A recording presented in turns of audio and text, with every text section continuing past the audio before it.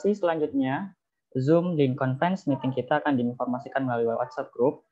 Kemudian acara kita hari ini dilaksanakan pada tanggal 21 November 2020 dan peserta diharapkan bergabung 10 menit sebelum acara dimulai. Peserta diwajibkan menggunakan format nama sesuai dengan nama saat melakukan registrasi.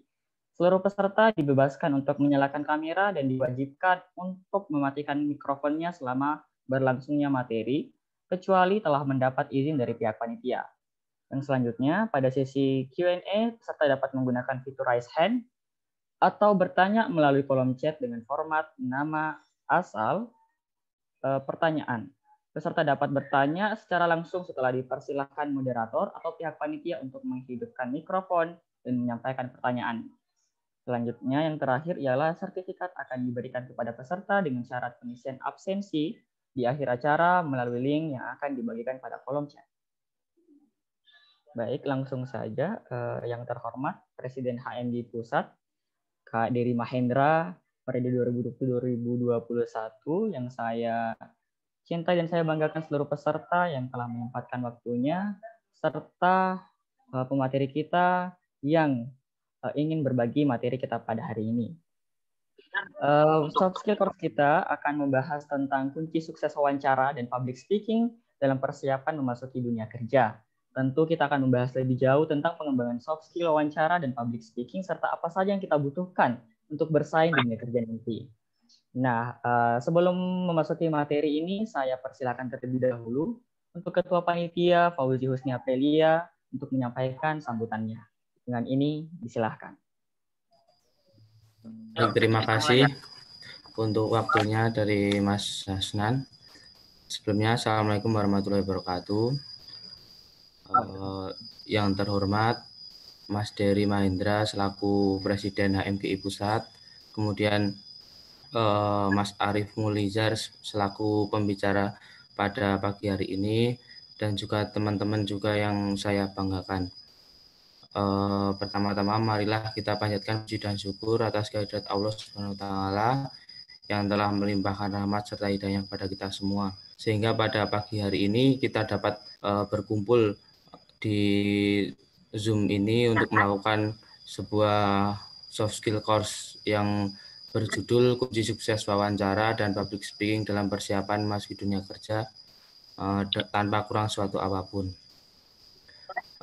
Di sini saya ingin mengucapkan terima kasih kepada Mas Arief Mulizar yang telah bersedia untuk berbagi ilmunya, untuk sharing-sharing pada pagi hari ini. Terima kasih banyak. Saya berharap semoga kita semua bisa mengambil ilmu yang telah diberikan oleh Mas Arief Mulizar nantinya. Dan juga semoga bisa bermanfaat untuk kedepannya bagi kita semua, terutama besok ketika kita mulai memasuki dunia kerja.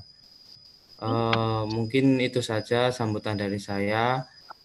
Selamat menikmati webinar atau seminar pada pagi hari ini. Semoga kita dapat mengambil ilmu yang telah diberikan.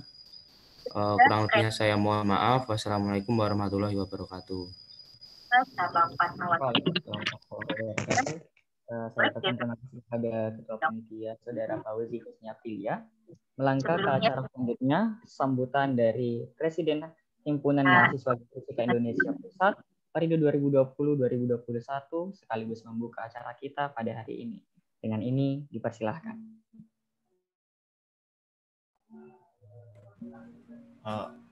Baik, terima kasih kepada Hasnan dan teman-teman. Assalamualaikum warahmatullahi wabarakatuh. Selamat pagi semuanya, salam sejahtera untuk kita semua. Pertama-tama yang terhormat Bapak Arief Mulizar dari PGE, Pertamina PGE, sebagai pembicara kita pada hari ini. Yang saya banggakan teman-teman panitia soft skill course serta peserta pada acara hari ini.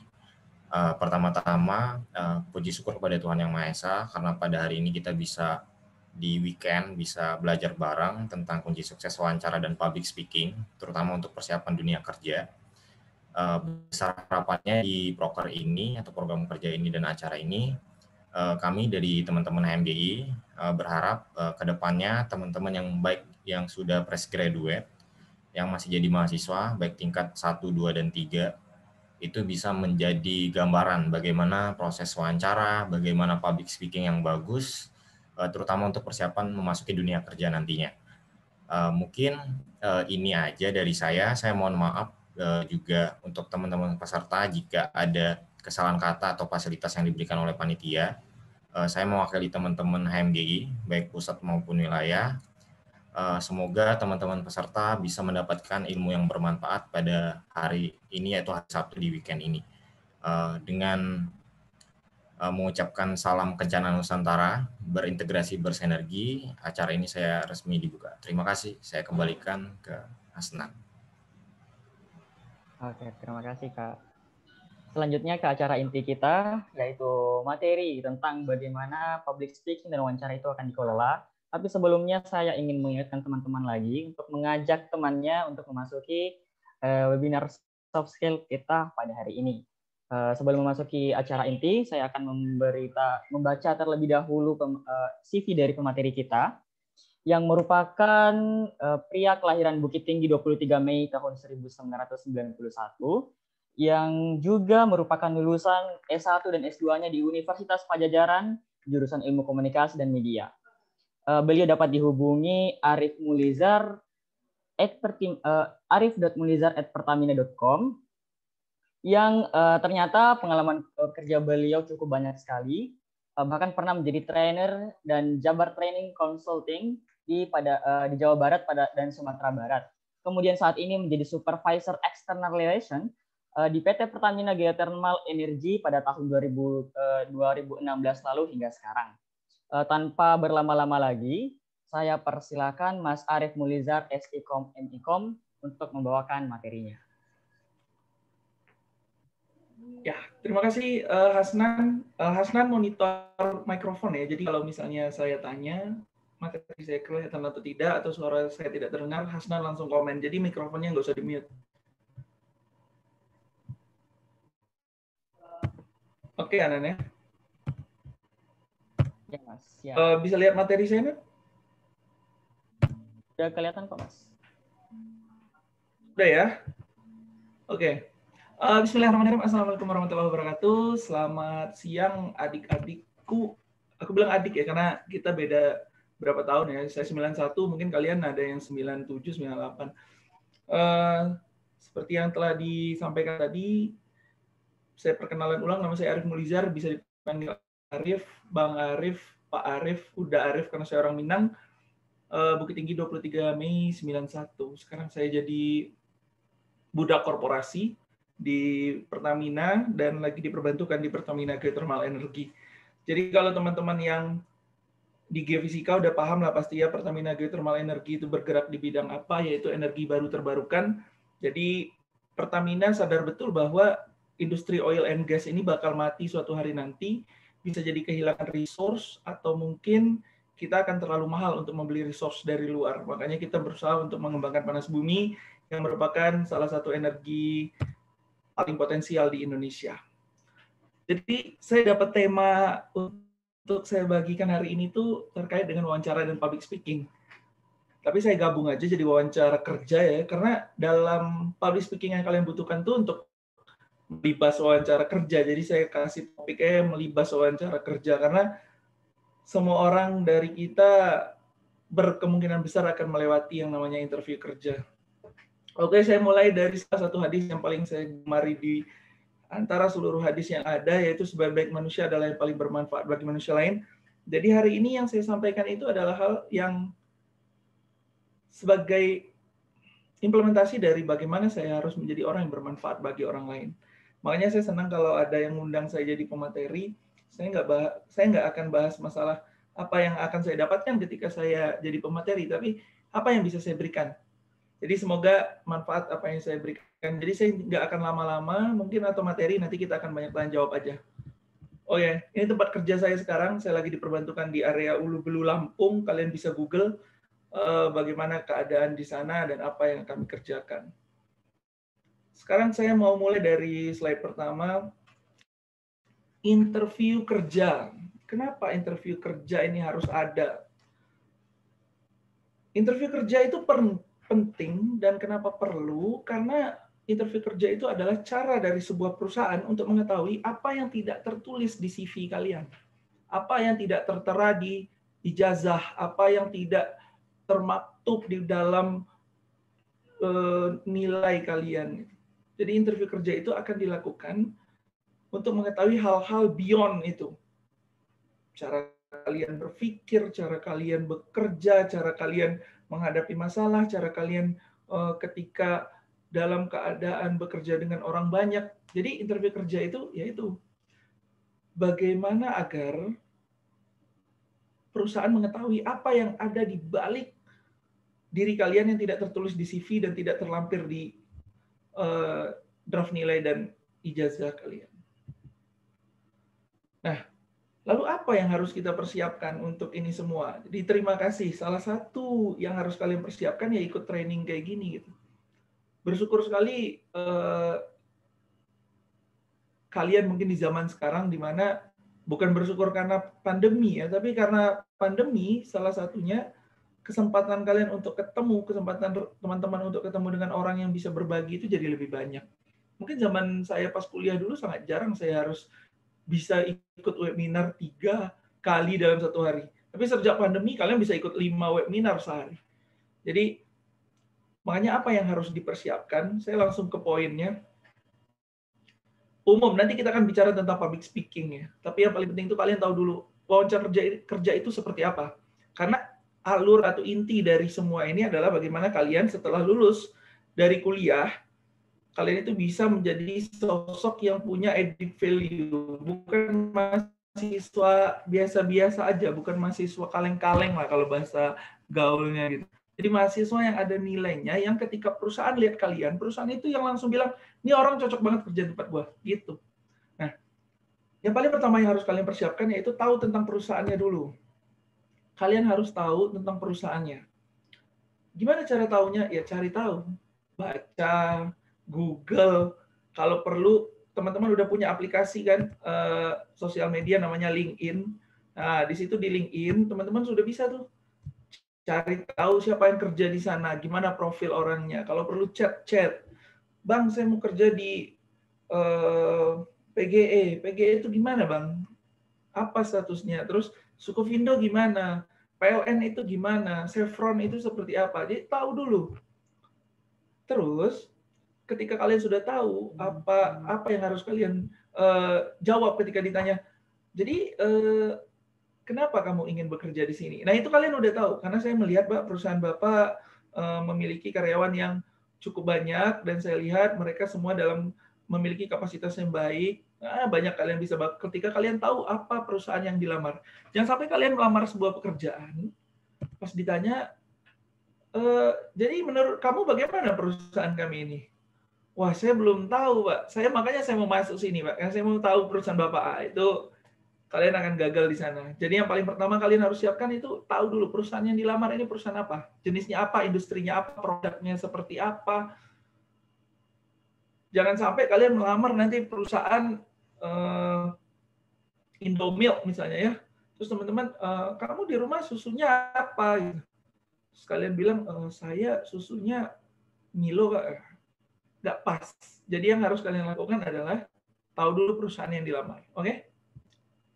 Nah, yang kedua, kalian harus tahu posisi apa yang cocok diisi oleh kalian. Kalian lamar ke Pertamina, gelar sarjana teknik, geofisika lah, geologi, dan lain-lain.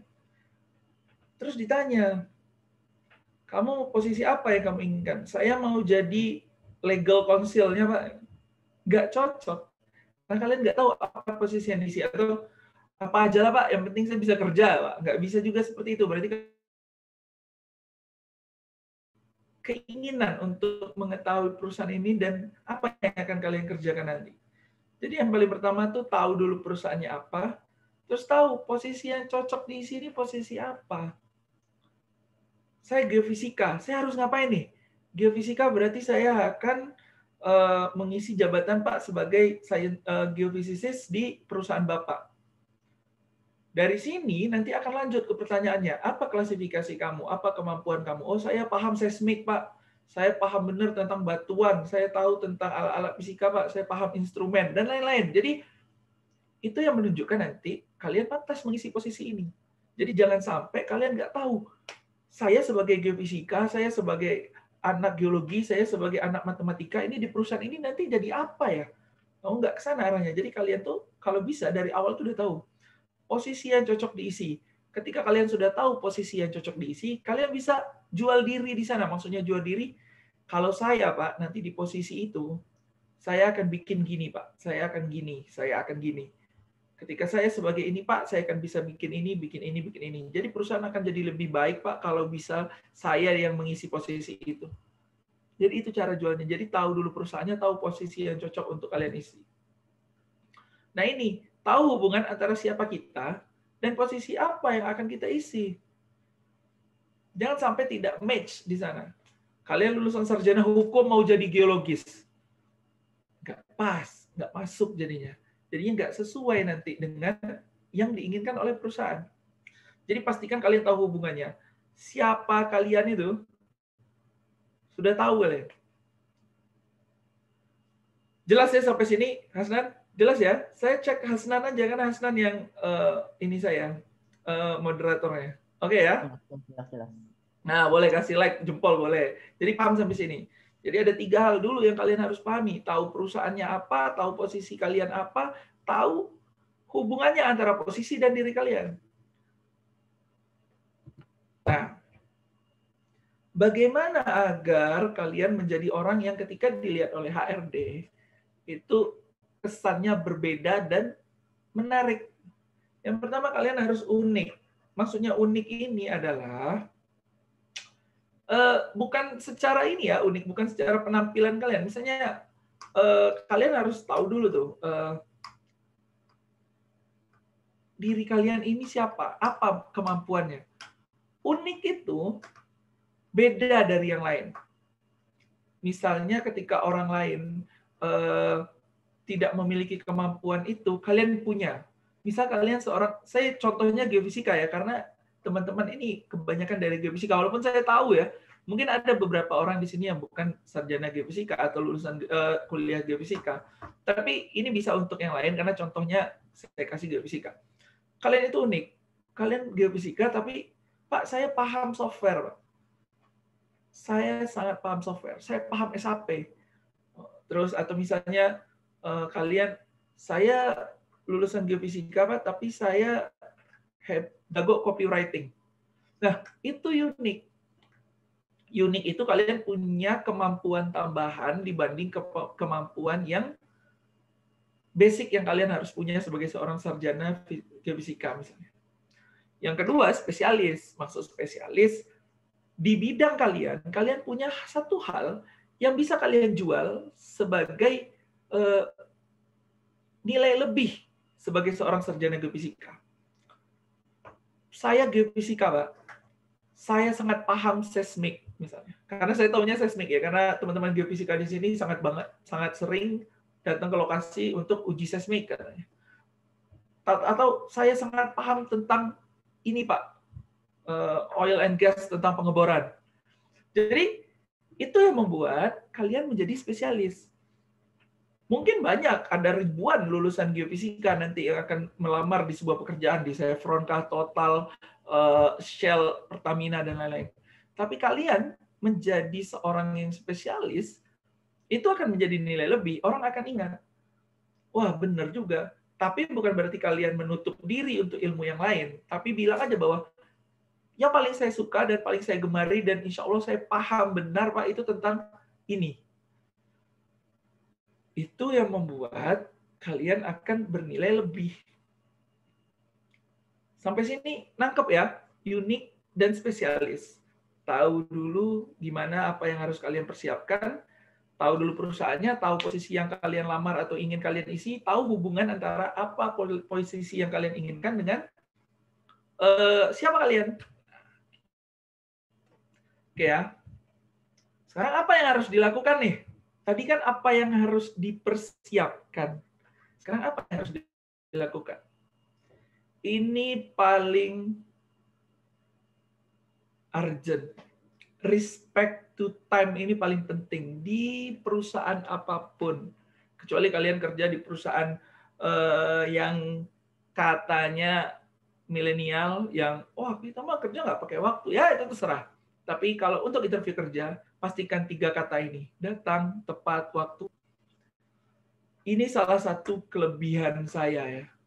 Waktu saya ditanya waktu itu. Nanti kalian akan bertemu dengan pertanyaan-pertanyaan yang umum. Apa kelebihan kamu? Apa kekurangan kamu? Seperti itu. Nanti saya akan jelaskan bagaimana cara menjawabnya. Tapi ketika saya ditanya apa kelebihanmu, saya bilang gini, saya tidak pernah terlambat, Pak. Terus ditanya, yakin kamu tidak pernah terlambat? Saya yakin, Pak. Saya dari TK sekolah, SD, SMP, SMA, kuliah, mengajar, sampai saya profesi saya terakhir sebelum saya jadi Pertamina, saya dosen. Saya belum pernah terlambat, Pak. Saya belum pernah terlambat. Saya selalu datang tepat waktu. Respect to time. Itu nilai pertama kalian. Misalnya nanti dipanggil. Wawancara selanjutnya, interviewer selanjutnya, Fauzi Husni Aprilia. Ditunggu tuh. Semenit, 2 menit, 3 menit, 5 menit. Nggak masuk-masuk, udah. Cut. Karena tidak tepat waktu. Pak, saya kena macet, Pak. Ini ada kecelakaan di jalan. Nggak ada yang peduli kalian alasan apapun. Ketika kalian wawancara jam 10, jam 8 itu kalian sudah di sana kalau perlu. Kalau niat, jam 9 itu udah di sana. Atau jam berapa, kalian perkirakan jarak dari rumah gua ke tempat interview itu berapa jam. Nanti kalau ada kecelakaan, habis bensin, ban meletus, dan lain-lain, gue udah siap nih. Nah, seperti itu. Jadi, ketika kalian mau interview, datang tepat waktu itu pastikan. Itu tidak sepele. Banyak orang menyepelekan nasihat ini. Datang tepat waktu. Ternyata, ada orang, ini pengalaman asli, teman saya interview di Telkom. Dia sudah datang tepat waktu. Bayangkan, dia sudah datang tepat waktu. Waktu interviewnya, pas giliran dia, saking cemasnya dia, karena antri kan wawancara itu, dia orang ketiga. Pas orang kedua, dia sakit perut. Saking cemasnya ya, dia sakit perut dan dia ke toilet. Dia ke toilet. Itu kan terjadi karena cemas tuh. Dia nggak prepare dari awal, dari rumah dia harus ke toilet dulu agar pas itu nanti nggak. Akhirnya dia terlambat. Beruntungnya si interviewernya menunggu. Maksudnya gini, ya udah kita tunggu aja toh dia yang terakhir. Nah, coba bayangkan kalau dia bukan yang terakhir, masih ada yang menunggu yang lain. Skip. Nah, makanya persiapkan datang tepat waktu. Di datang tepat waktu ini kompleks. Tidak sesederhana datang tepat waktu, kompleks. Mulai dari pakaian, transportasi, terus mules perut, sarapan, dan lain-lain kalian harus siapkan. Paham situasi dan lingkungan tempat kalian interview. Kalau tempatnya kira-kira jauh, ya kalian perkirakan. Terus kalau pakaian kalian apa nih? Jangan sampai kalian udah tahu bakal 2 jam. Misalnya kalau saya ini contoh, saya dari Sumatera Barat ya. Saya harus interview di Padang. Saya dari Bukit Tinggi, itu perjalanannya 3 jam lebih. Bentar. Oke, gimana? Mohon. Gak apa-apa. Misalnya dari Bukit Tinggi, saya harus ke Padang. Saya harus menunggu 3 jam. Saya menunggu 3 jam, berarti yang harus saya persiapkan adalah apa? Saya bawa baju ganti, nanti sampai di tempat interview saya cuci muka, ganti baju, saya agak rapi. Jangan sampai saya masuk ruang interview, rambut acak-acakan, baju acak-acakan, keringat di mana-mana, muka udah kayak pengeboran minyak. Jadi di sana yang paling penting, jadi paham situasi dan lingkungan. Jangan pula kalian memakai baju yang tidak sesuai. Contoh, kalian tahu bahwa nanti ruangan interview itu biasanya dingin, ber-AC. Kalian orangnya nggak biasa kena dingin. Jadi sibuk selama interview, kalian bersin-bersin. Wah, ini orangnya lemah, ini nggak bisa kerja di tempat dingin. Oh, ini nggak bisa dikerja di ruangan ber-AC. Jangan. Jadi kalian biasakan, kalau memang kalian tahu nih bakal ini, kalian pakai sweater. Kalian boleh pakai kemeja lengan panjang, di dalamnya pakai kaos. Kasih minyak angin dulu. Nggak masalah. Jadi, agar kalian paham situasi dan lingkungan ini, apa yang harus kalian lakukan ya? Kalau tadi itu, apa yang harus kalian persiapkan? Ini apa yang harus kalian lakukan? Paham situasi, paham lingkungan. Kalau kita udah datang tepat waktu, itu akan aman. Kita bisa mempelajari lingkungannya gimana nih. Oh, kayaknya di dalam dingin. Kayaknya gue harus lebih hangat nih. Terus misalnya di dalam panas nih kayaknya gue harus gimana supaya nyaman. Dasi gue agak ringanin atau gimana. Pokoknya situasikan kalau perlu sebelum interview kalian udah tahu. Biasanya dikasih tahu, dan besok kalian akan interview di ruangan ini. Kalian sorenya datang ke sana, lihat. Oh, di sini besok gue harus interview. Ruangannya luas, kayaknya adem. Gue nggak harus pakai kemeja tebal, kayaknya aman lah. Kalau cewek lebih enak lagi, dia bisa pakai shawl, bisa pakai kerudung, gitu kan, aman. Kalau cowok, ya pinter-pinter lah milih kemeja yang agak bagus dikit lah, yang tebal, jangan yang tipis kayak tisu gitu. Ya, paham situasi dan lingkungan. Nah, selama interview kalian harus wise and respect. Jangan sampai pewawancara lagi ngomong kalian potong. Maksud saya adalah, bentar bu, gini bu, maksud saya bu, jangan. Jadi tenang aja, dengarkan mereka ngomong, tunggu 2 detik baru jawab. Kalian harus bijaksana dan memberikan respect yang bagus. Jadi ketika misalnya kalian diberi pertanyaan-pertanyaan yang aneh pun, kalian tetap bijaksana menjawabnya. Contoh, apa kelebihan kamu? Wah, kelebihan saya, Pak, saya ini juara kelas. Dari dulu saya juara kelas. Nggak ada yang bisa ngalahin saya. Mau pontang-panting orang belajar nggak bisa ngalahin saya, Pak. Saya memang terlahir pinter bener nih saya ini, Pak. Nah, hal sebenarnya nggak wise. Nggak enak deh dengar. Walaupun memang kenyataan kalian juara 1 terus. Atau dengan mengeluarkan kalimat-kalimat yang menunjukkan kesombongan. Contoh, apa kelebihan kamu? Saya lulusan tercepat. Saya merasa memang saya pantas sih Pak untuk menjadi lulusan tercepat, karena selama kuliah IPK saya selalu cum laude, dan memang saya lulusan tercepat dan terbaik, dan saya rasa perusahaan Bapak akan sangat beruntung apabila mendapatkan saya. Langsung diusir kalian. Jadi wise and respect. Jadi walaupun kalian tinggi, tetap membumi. Alhamdulillah Pak, alhamdulillah kelebihan saya adalah saya rajin Pak. Saya terbiasa bekerja sampai tuntas. Saya pantang Pak menolak tugas. Apabila ada tugas yang diberikan pada saya, sebelum tuntas nggak akan saya tinggalkan Pak. Respect itu tunjukkan juga dengan ketika kalian ditanya misalnya, bagaimana kamu bekerja dengan tim? Oh, saya terbiasa Pak bekerja dengan banyak orang. Saya terbiasa bekerja dengan waktu deadline. Saya terbiasa bekerja dengan tekanan. Dan alhamdulillah Pak, selama ini saya berhasil untuk melakukannya. Nanti kita akan lanjut bagaimana menjelaskan itu dengan lebih baik. Yang penting adalah kalian punya sikapnya dulu. Wise and respect. Kalian adalah orang yang berharap kepada si pewawancara. Pewawancara itu manusia juga. Manusia yang sama seperti kalian. Jadi lakukanlah perilaku seperti apa yang kalian inginkan dari orang lain ke kalian. Seperti itu kalian lakukan ke dia. Tapi tidak perlu berlebihan. Cium tangan. Nggak usah cium tangan. Kalian baru masuk itu duduk. Masuk. Nanti dipersilakan duduk. Silakan duduk. Salam. Banyak yang harus kalian siapkan. Oh iya, ini saya berlupa. Untung karena kita Zoom ini ya, jadi saya ingat. Sekarang itu interview online. Kebanyakan interview online pekerjaan. Jadi yang harus kalian siapkan, ya gadget yang bagus. Maksudnya bagus tuh proper untuk interview. Terus baterai HP yang cukup. Kalau misalnya kalian lewat handphone, terus audionya jelas. Terus kalian berpakaian. Boleh, mungkin saya ini pakai celana pendek di bawah. Kan nggak kelihatan, nggak mungkin tiba-tiba interview, coba lihat celana kamu, nggak mungkin kan. Jadi pakai baju yang rapi atasannya, jadi agar terlihat kalian siap, dan lihat kamera, lihat tampilan itu menunjukkan, jangan lihat di sini, gini Pak, jadi Pak saya Pak, lihatnya ke kamera, lihat ke layar, menunjukkan kalian itu respect bahwa oh ini gue di interview ini walaupun online gue tetap semangat. Nah, baru kita bicara tentang tataran public speaking. Jadi saya sebagai lulusan ilmu komunikasi, S1, S2 saya komunikasi, saya sangat cinta dengan ilmu komunikasi, yang barangkali sering banget orang ngomong gini, ya yang punya di kampusnya punya ilmu komunikasi pasti ngomong gini, ya lah komunikasi sampai kuliah. Komunikasi itu kan ngomong doang. Ngomong itu nggak doang, bos. Presiden nggak bisa jadi presiden kalau ngomong, walaupun dia tunanetra. Tapi orang nggak bisa ngomong, nggak bisa jadi presiden. Jadi, Hasnan masih bisa dengar suara saya clear ya? Iya, Mas. Jelas, Mas. Masih clear ya? Jadi kalau suara saya hilang langsung ngomong ya. Jadi good communication. Jadi kalau kalian bicara bahwa kenapa ilmu komunikasi ada ilmunya, karena komunikasi itu adalah pekerjaan suatu kegiatan yang rumit.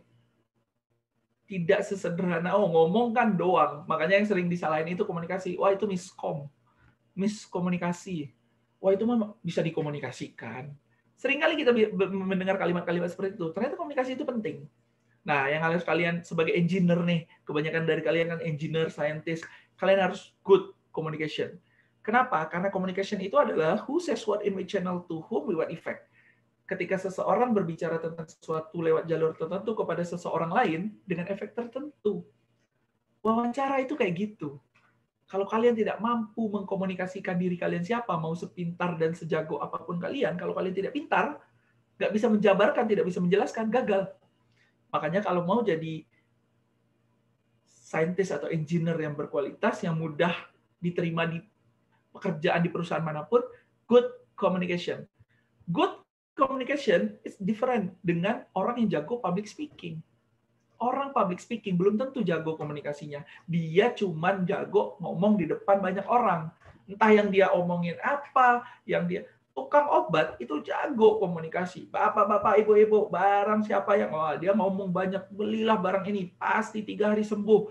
Itu orang yang jago public speaking. Apabila jago komunikasi belum tentu. Good communication adalah mampu melakukan banyak proses dalam komunikasi. Mulai dari berpikir, memori, sampai nanti keluar dari kalimat. Ada 2 jenis komunikasi yang harus kalian perhatikan dalam interview kerja, dan ini sangat penting. Yang pertama, verbal, non-verbal. Semua pasti tahu verbal itu adalah sesuatu yang terucap, tertulis, verbal. Non-verbal itu lebih penting. Cara berbicara, cara menatap, cara bergerak, cara berpakaian, itu semua. Dan ujung gini nih, pernah ya nemu orang salaman tuh gini? Pernah nggak ketemu ya orang salaman? Cowok sama cowok ini ya. Tidak menunjukkan optimisme, tidak menunjukkan rasa pertemanan, tidak bro lah orang kayak gitu salam. Salam cowok itu gini, kalau dia cowok salam, Assalamualaikum Pak. Tegas tapi jangan keras. Kalau keras nanti kalian apa-apaan ini gitu. Jadi verbal non verbal itu penting dalam wawancara. Suara itu ngomong. Orang yang mampu interview kerjanya bagus tidak perlu bersuara merdu. Bersuara cempreng kayak saya aja udah cukup. Asal pas intonasinya. Ketika bilang bahwa saya anak kedua Pak dari 2 bersaudara. Biasakan menyebut ujung kata sapa bagi ini nggak tahu ya kalau di Jawa, kalau kami di Sumatera itu terbiasa ketika ngomong di ujungnya itu kita kasih kata sapa. Jadi gini Bang, atau bukan begitu. Jadi seperti ini Bang. Nah, atau ya Pak, saya anak kedua dari 2 bersaudara. Bapak saya polisi Pak. Kata sapa di ujung penjelasan itu menunjukkan keakraban, menunjukkan engagement kalian dengan pemateri atau yang mewawancara kalian. Kamu lulusan mana? Saya lulusan Universitas Pajajaran, Pak.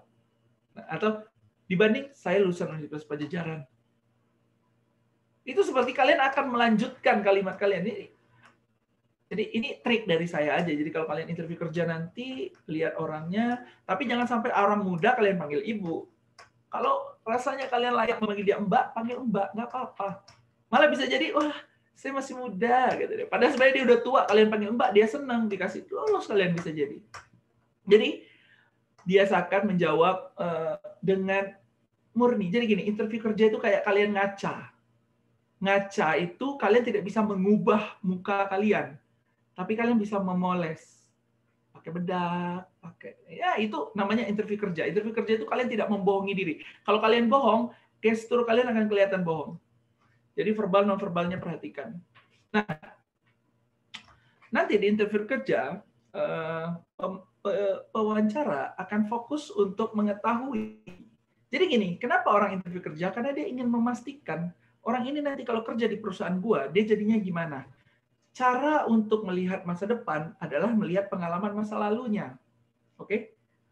Contoh, misalnya kalian salah satu dari kalian di interview kerja ya. Misalnya saya tanya nih salah satu dari kalian. Misalnya siapa nih yang hadir di sini? Coba hidupin kamera lah siapa yang mau saya tanya. Ayo teman-teman, hidupin kamera nggak apa-apa ya teman-teman. Oh, nggak masalah. Satu aja contoh, atau saya sebut aja ya. Misalnya nih, Fareza Aditya. Ada orangnya nggak Fareza Aditya?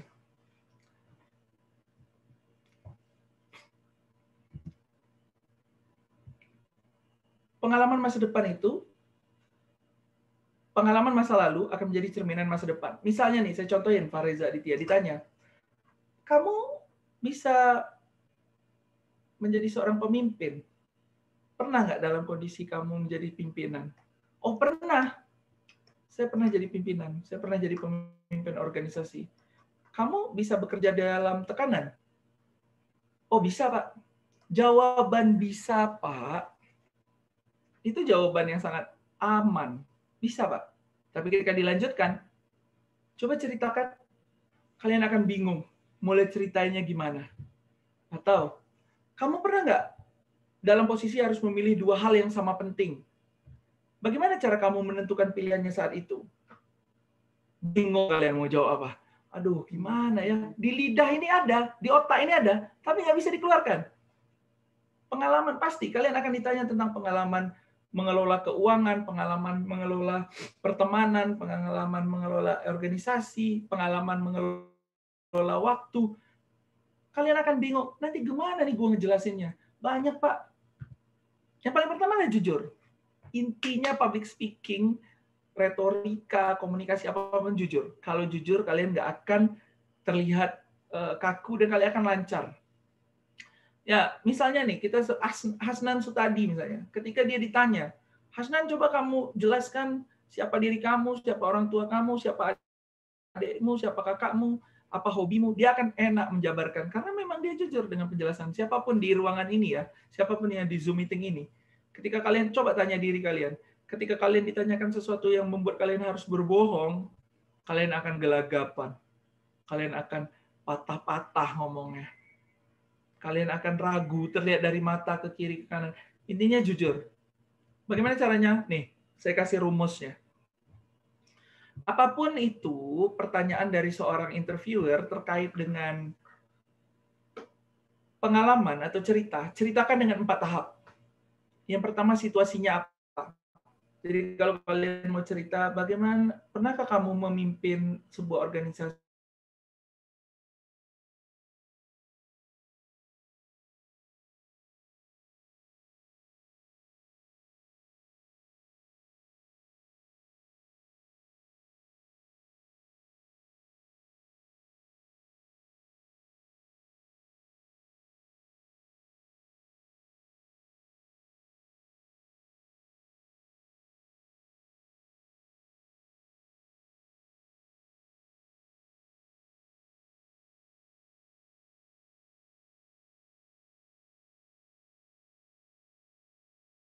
Cek.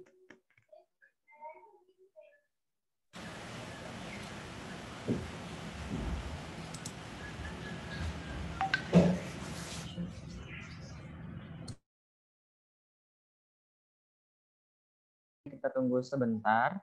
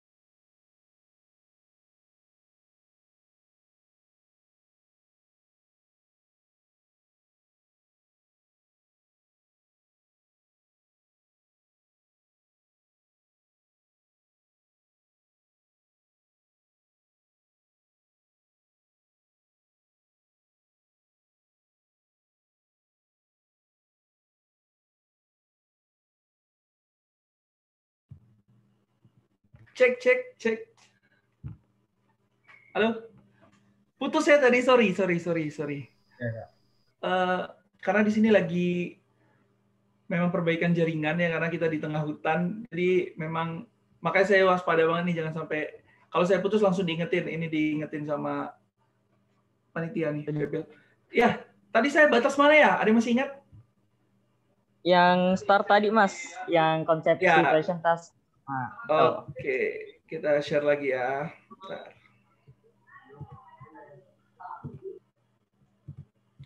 Tas. Oke. Nah, tas. Jadi tas itu adalah tugas kalian saat itu apa? Yang kedua adalah action yang kalian ambil apa? Jadi Pak, waktu itu saya sebagai ketua, saya mengumpulkan mereka, saya ajak ngobrol. Setelah mereka ngobrol, kita sepakat Pak, mengajak orang lain sebagai pihak ketiga dan anggota lain untuk mendiskusikan masalah ini. Dan akhirnya mereka berdamai dan sepakat kita organisasinya berbasis budaya dan penalaran. Situation text action result ini harus kalian jabarkan dengan sederhana saja. Kalian jelaskan situasinya gimana, jabatan kalian waktu itu, pekerjaan kalian apa yang kalian lakukan, dan hasilnya apa. Apapun pertanyaannya, misalnya bagaimana kamu membagi waktu? Apakah kamu bisa membagi waktu? Bisa, Pak.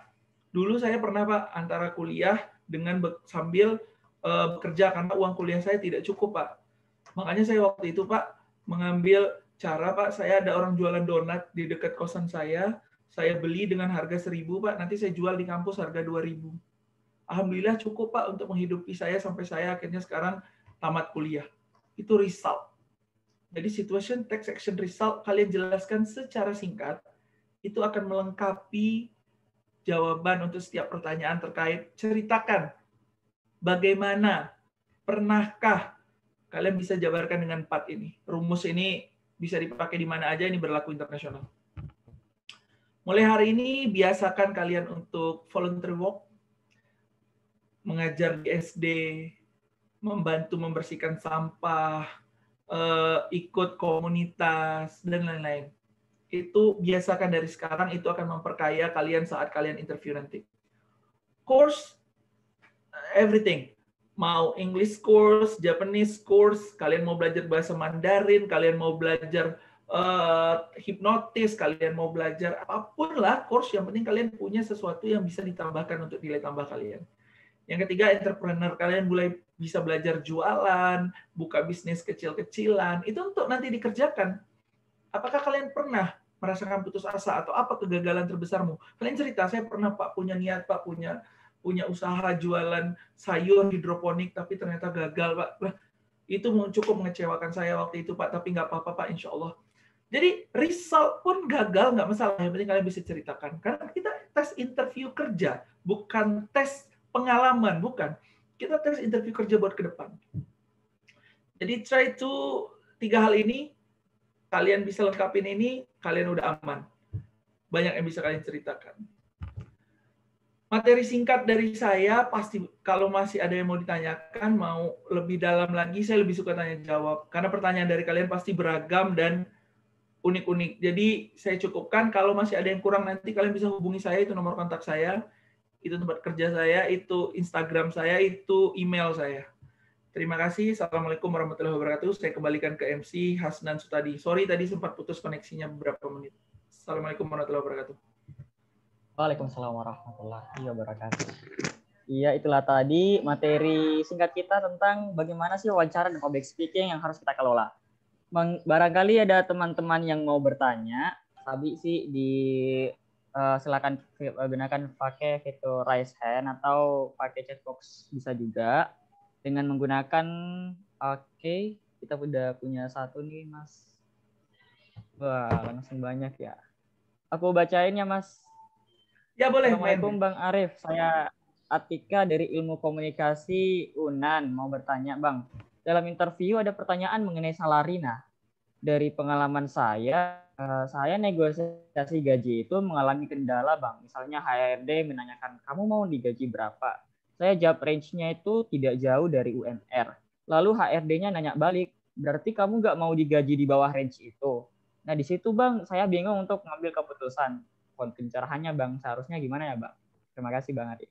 Oke, thank you. Dari... Langsung ku jawab ya, biar satu-satu ya, biar satu-satu kita jawab satu-satu ya, biar enak ya Hanan ya. Siap, Mas. Oke, Atika Poping. Wah, ini saya masih ingat, saya pernah ketemu di UNAN dulu waktu saya masih ngajar. Ini paling sering ditanyakan. Ketika ditanya, gajimu mau berapa? Kesalahan para yang diwawancara biasa jawabnya gini. Yang penting cukup, Pak. Atau saya ikut saja, Pak, berapa dari perusahaan. Hal itu menunjukkan kalian itu tidak punya nilai. Itu udah bagus sebenarnya kamu jawab. Saya jawab tidak jauh dari UMR. Itu udah bagus. Nah, tapi masalahnya itu nggak pas. Kenapa nggak pas? Karena itu nanti akan berpengaruh ketika jawabannya seperti tadi. Oh, emang kalau di bawah gaji UMR, gimana? Kamu nggak mau? Nah, jawaban yang aman adalah seperti ini. Pak, harapan saya untuk bayaran, saya sudah survei. Saya akan ditempatkan di Tangerang. Kos-kosan di Tangerang, Pak, rata-rata 1 juta per bulan. Rata-rata harga nasi Padang atau pecel lele di Tangerang, Pak, 12.000. Saya butuh makan 3 kali sehari, Pak. Anggap saya makan nasi Padang 3 kali sehari, saya butuh 12.000 kali 3, Pak. 36.000. Dengan minum, anggap saya butuh 50.000. Berarti dalam sebulan saya butuh 1.500.000. Jadi 2.500.000 saya udah pasti sangat butuh, Pak, untuk kehidupan saya. Saya harus beli kuota, Pak, dengan 100.000 per bulan. Saya harus mengirimi orang tua saya. Saya harus menabung, Pak, 1 juta sebulan karena saya target mau menikah 2 tahun lagi. Jadi saya harus menabung, Pak, untuk meringankan beban orang tua saya. Saya juga harus mengirimi adik saya, Pak, 500.000 untuk keperluan sekolahnya. Kalian jabarkan kebutuhan kalian, dan sehingga saya butuh, Pak, jika Bapak tanya tentang kebutuhan saya bekerja di sini, karena saya sudah tahu, Pak, rata-rata gaji pekerja baru di sini adalah senilai 4 juta rupiah, maka saya akan menerima, Pak, jika saya digaji dengan nilai 5 juta rupiah atau 4 juta rupiah. Kalian sebenarnya udah tahu nih bahwa gaji mereka itu rata-rata 4 juta. Ketika kalian ditanya mau berapa, ya kalian jelasin aja. Tapi menunjukkan bahwa kalian itu riset. Nasi Padang di sana berapa, harga kos-kosan di sana berapa, kalian biaya menabung kalian berapa.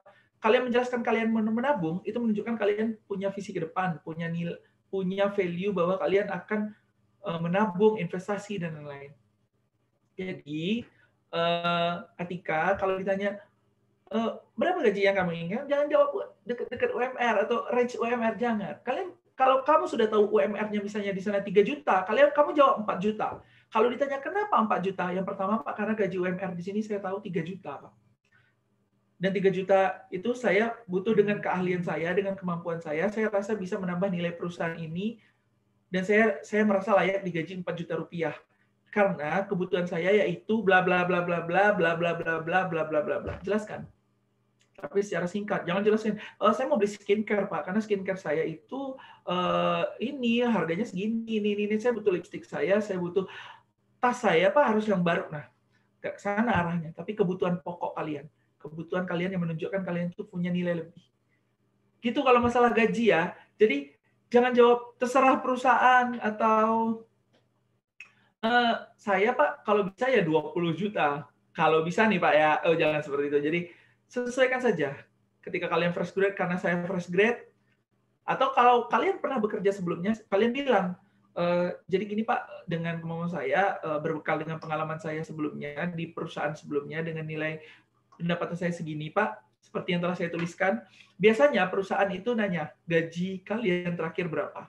Mereka udah punya bayangan akan gaji kalian berapa. Kalau enggak, kalian nggak akan dipanggil. Jadi intinya seperti itu. Semoga tercerahkan, Atika. Kan mohon pencerahan. Ya. Semoga tercerahkan. Silakan lanjut. Semoga menjawab. Kalau kurang puas, tanya lagi, nggak masalah, Atika. Oke, mungkin sebelum melangkah ke pertanyaan selanjutnya, mungkin ada yang mau ditambahin nggak atau mau direspon dari jawabannya Mas Arif nih. Gimana, Atika?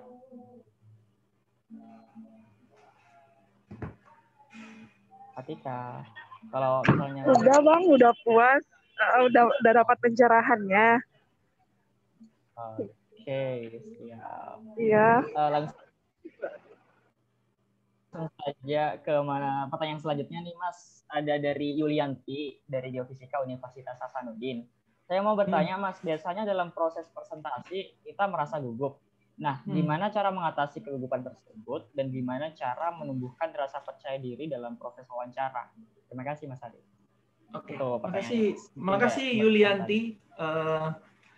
Gugup itu wajar. Semua orang itu wajar gugup. Bahkan ketakutan paling umum di dunia ini adalah berbicara di depan umum. Tidak semua orang mampu berbicara di depan umum, apalagi disuruh presentasi. Cara paling sederhana agar kamu tidak gugup dalam presentasi adalah paham apa presentasimu itu. Apa isi presentasimu? Kan biasanya dalam proses presentasi kita merasa gugup. Nah, apa yang kamu presentasikan, kamu harus paham dulu. Kalau sudah paham, kamu tidak akan gugup. Dan biasakan untuk tidak membaca. Biasanya karena orang gugup, dia akan melihat slide presentasinya. Ini kalau langsung ya, dia akan lihat slide presentasinya, dia tidak akan melihat audien. Itu nilaimu, itu langsung kacau itu nilai presentasinya. Apalagi FGD nanti ya. Kan setelah interview, biasanya kalian akan ada FGD.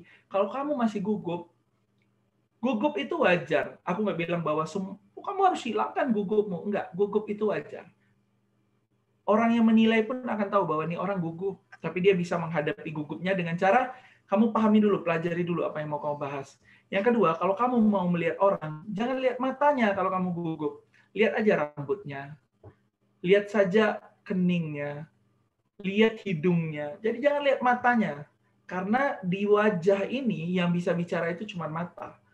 Karena mata, kamu bisa tahu orang ini nggak suka, orang ini meremehkan, orang ini benci, orang ini cinta, itu dari mata. Makanya kalau kamu takut, gugup, jangan lihat matanya. Kamu pahami dulu presentasimu, even kamu harus bikin outline, kamu bikin outline.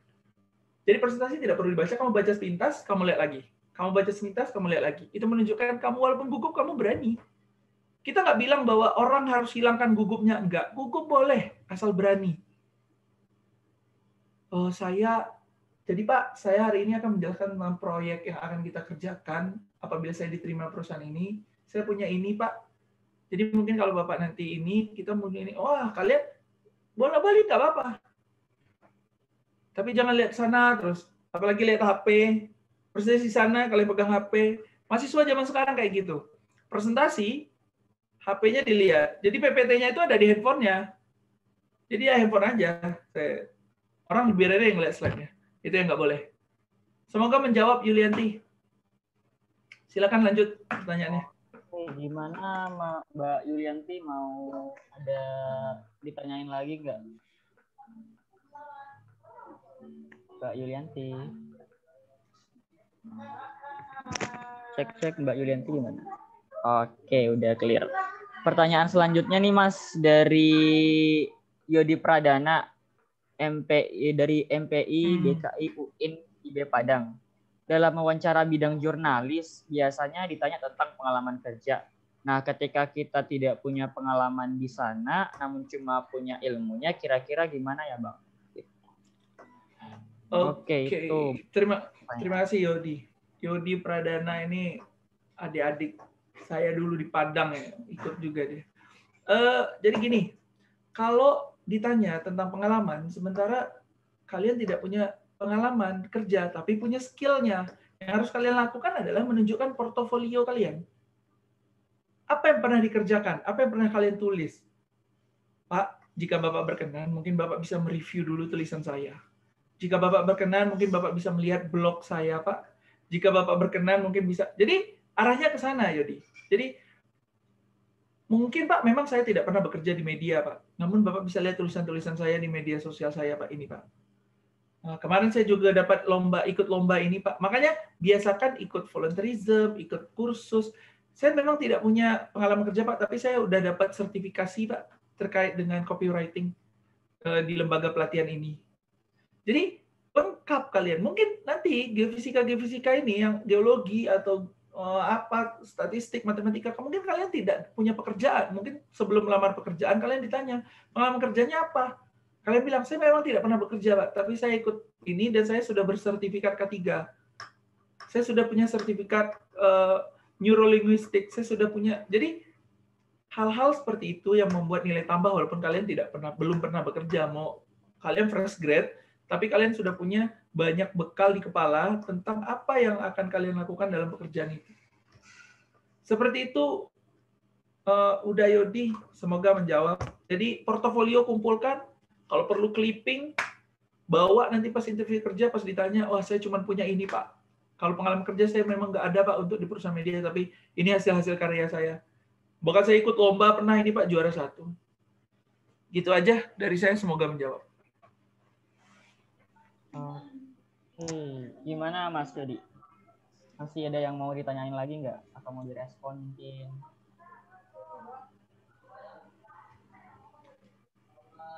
Oke, udah. Barangkali ada teman-teman yang ingin bertanya lagi, bisa menggunakan fitur raise hand, atau mengetik pertanyaannya dengan format nama, asal instansi, kemudian pertanyaan di kolom chat box. Oh ya Mas, sebelum melangkah ke pertanyaan selanjutnya, kalau ada dari peserta mau tanya juga nih Mas, dari saya. Boleh.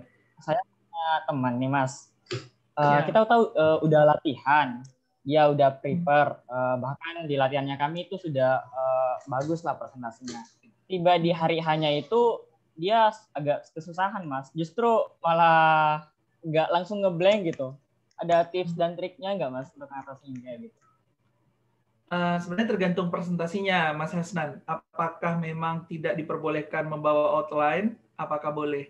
Jika boleh, siapkan saja outline. Outline itu ya kertas lembar lah atau kertas kecil. Slide 1 gua akan menjelaskan tentang ini. Slide 2 gua akan menjelaskan tentang ini. Atau pertama saya akan menjelaskan ini, kedua saya akan bikin outline aja kecil. Itu akan menghindari blank. Kalau blank, loncat langsung ke outline yang kedua. Jadi biasakan untuk membuat outline. Jadi kalau misalnya kayak saya nih, saya presentasi, coba perhatikan slide saya.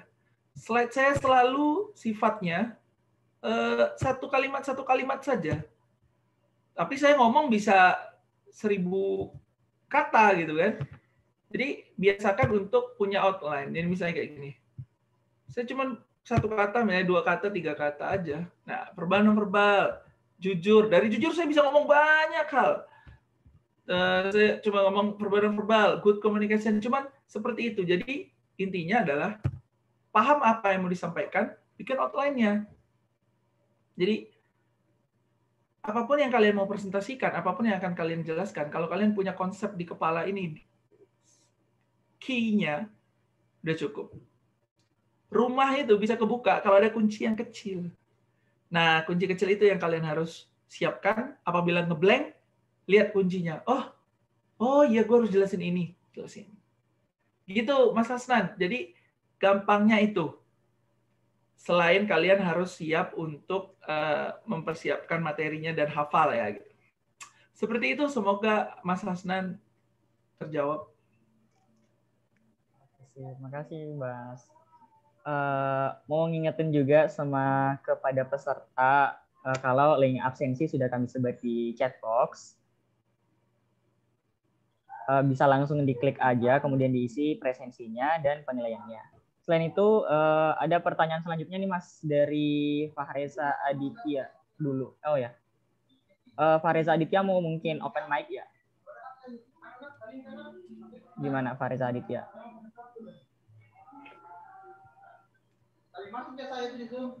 Atau kita langsung melangkah ke pertanyaan dari Putri Agung Kusumawardani dari Universitas Brawijaya, mau bertanya, bagaimana tips yang memang bisa menjadi kunci dan persiapan membangun kepercayaan diri dalam interview kerja, dan interest apa saja yang dapat meyakinkan suatu perusahaan untuk menerima kita? Terima kasih, Mas. Oke, saya jawab pertanyaan dari Putri Agung Kusumawardani ya.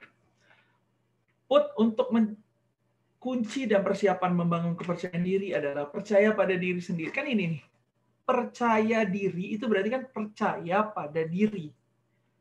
Yang harus kamu persiapkan adalah kamu percaya pada dirimu bahwa kamu yakin, gue bisa nih masuk perusahaan ini. Bagaimana caranya? Kamu harus punya dulu nih kapasitas. Putri, jurusannya apa? Geofisika. Saya sudah layak nggak disebut sarjana geofisika? Kalau saya ditanya pengertian geofisika itu apa? Oke, selain panitia, saya tanya. Boleh siapapun jawab. Nanti kasih nomor HP-nya, saya isiin pulsa. Apa itu geofisika? Ada yang bisa jawab nggak? Siapa yang bisa jelaskan ke saya sekarang nih? Apa itu geofisika? Ya Mbak Elis, Mbak Dea, Siapa kira-kira? Irenia, Siapapun ya. atau Bang Fareza nih, kalau mau. Siapapun, jelaskan ke saya. Nggak ada ya? Nggak ada yang bisa jelasin. Itu berarti belum percaya diri dengan kemampuannya. 100.000 saya isiin pulsa hari ini, kontan. Siapa yang bisa jelaskan kepada saya apa itu geofisika? Tarhiza, Geofisika. Oke, siapa tuh? Wah, ketuanya. Ketuanya nggak masuk. Ketuanya udah tahu pasti. Selain peserta, ketua udah pasti. Saya yakin kalau ketua udah yakin. Ya, Agung. Ayo teman-teman. Ayo. Ketuanya harus bikin anggotanya itu pede dulu. Nih, bayangkan nih saya interviewer kerja kalian. Terus saya tanya, kamu lulusan apa? Geofisika. Oke, apa itu geofisika? Bingung. 4 tahun kuliah geofisika, nggak tahu menjelaskan geofisika. Nggak percaya diri berarti. Nah, itu intinya Putri Agung Kusumawardhani. Kalau kalian mau menerima kerja, mau percaya diri, lengkapi dulu diri ini. Buat dirimu percaya bahwa dirimu mampu. Masa sarjana hukum ditanya, apa bedanya undang-undang sama RUU, nggak bisa jelasin. Sarjana ilmu komunikasi ditanya pengertian komunikasi apa, nggak bisa jelasin. Berarti tidak percaya diri. Apa interest perusahaan terhadap seseorang? Dia punya value. Dia unik, dia spesialis, dia wise, dia respect, dia punya kapabilitas. Itu kebutuhan perusahaan. Perusahaan nggak peduli kamu anak siapa, kecuali ini kita interview yang jujur ya, kita nggak bilang bahwa di sini ada orang dalam, itu langkah lain, tidak usah training ini. Orang-orang yang punya orang dalam nggak usah ikutan ini, live aja. Jadi orang yang pengen meyakinkan sebuah perusahaan, dia harus punya yakin dalam dirinya bahwa dia pantas. Bagaimana orang mau memantaskan diri kalau dia sendiri nggak pantas? Kepalanya aja bilang bahwa dia nggak pantas nih. Ya gimana perusahaan mau bilang dia pantas? Semoga menjawab Putri Agung. Wah, itu Mas Dery. Terima kasih, Mas Arif. Oke, lucu sekali suaranya. Oke, kita melangkah ke pertanyaan sebelumnya dari Fareza Aditya. Mau open mic nggak? Boleh. Gimana Fareza Aditya? Fareza Aditya. Oke, Fareza Aditya. Silakan. Assalamualaikum Bang Arif. Waalaikumsalam. Oh iya, gimana Reza? Ya, pertama-tama terima kasih kepada Mas Hanan sebagai moderator memberikan kesempatan. Yang ingin ditanyakan sebenarnya hal yang sifatnya gini, misalnya kan semua orang itu ingin bekerja di jurusannya, Bang. Nah, misalnya saya sekarang lagi di komunikasi UNAN, konsentrasinya public relation. Terus otomatis saya menginginkan pekerjaan di public relation-nya. Cuman permasalahannya adalah Eja punya pengalaman magang itu sebagai content creator di salah satu startup misalnya. Nah, apakah itu bisa juga menjadi bahan yang dijual nantinya ketika interview atau nggak harus kita bilang sama sekali gitu? Lebih ke sana sebenarnya, Bang. Ya, thank you. Ya, terima kasih banyak, Bang. Terima kasih, Mas. Oke, terima kasih pertanyaannya. Kadang-kadang memang itu menjadi dilema ketika misalnya kita nih orang keuangan ya, akuntansi. Saya paham ekonomi makro, sebenarnya nanti saya akan bekerja di ekonomi mikro. Atau mungkin misalnya seorang sarjana fisika, saya sangat paham instrumen, saya magangnya di instrumen, tapi saya harus bekerja di industri energi. Hal tersebut tidak menjadi hambatan. Kalian jelaskan saja. Kalian harus jadi manusia yang open. Perusahaan itu kadang butuh manusia yang tidak terlalu penuh gelasnya. Ini orang masih bisa dibentuk. Ini orang punya kapabilitas. Makanya yang dinilai dari wawancara itu cara kalian menjelaskan. It's not about content, it's about context. Jadi kalau dalam pekerjaan, interview kerja, yang dilihat orang itu adalah bagaimana kalian menyampaikan sesuatu. Mau resultnya gagal, mau kalian magang jadi koki, kayak kalau kalian memang bagus dalam menjabarkan itu, kalian akan diterima. Jadi, Reza, mau kamu pernah jadi content creator, kami copywriting, terus kamu mau bilang gue maunya lamar jadi jurnalis atau jadi pembaca berita atau mau jadi floor director dan lain-lain. Jabarkan saja pengalaman kamu yang dulu, nggak masalah. Ceritakan bagaimana kamu bekerja, karena yang dilihat orang itu flow bekerja. Saya dulu punya atasan seperti ini, saya diperintahkan ini, saya kerjakan ini, seperti itu. Jadi nggak ada masalah, Pak Reza. Jadi kamu pernah makan di mana, kerja di mana, silakan, santai. Kamu jelaskan semua aja. Yang penting related dengan apa yang diharapkan di perusahaan yang kamu ingin masuki. Makanya pelajari dulu perusahaannya, pelajari lowongan yang kamu inginkan. Itu semoga menjawab. Silakan lanjut, Pak Ketua. Mas. Dery. Oke. Ini ada pertanyaan dari Presiden langsung nih, Mas. Presiden HMJI.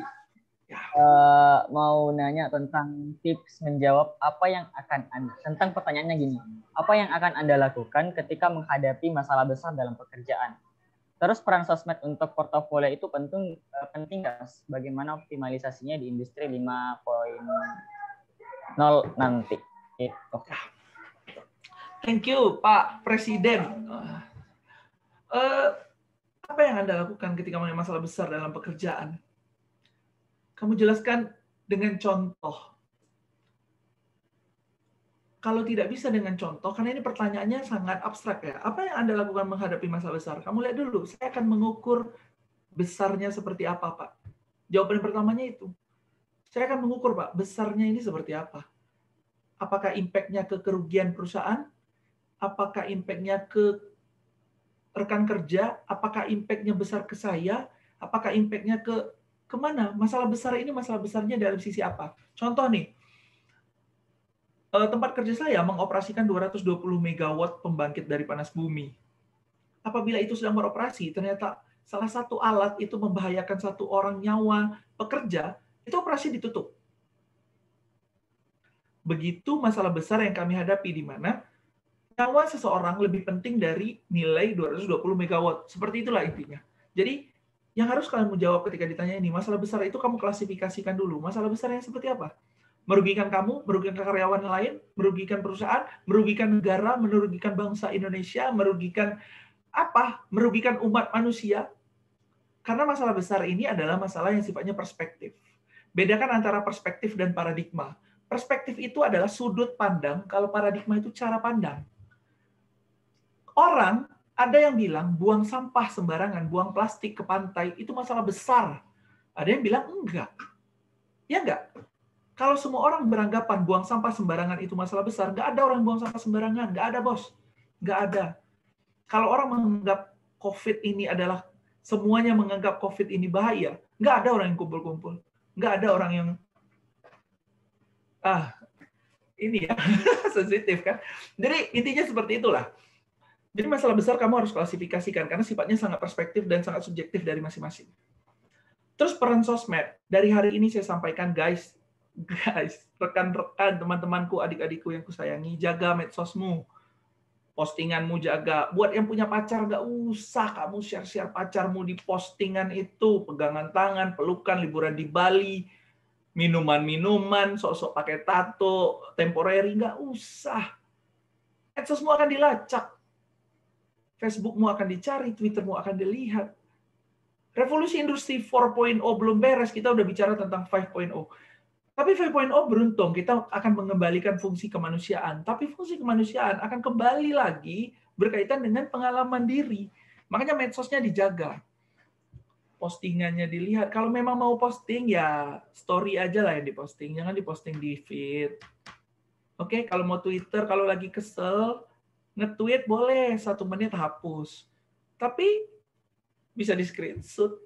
Tapi kalau interview kerja, percaya atau tidak, saya tes Pertamina, ketika saya interview, Facebook saya dibuka.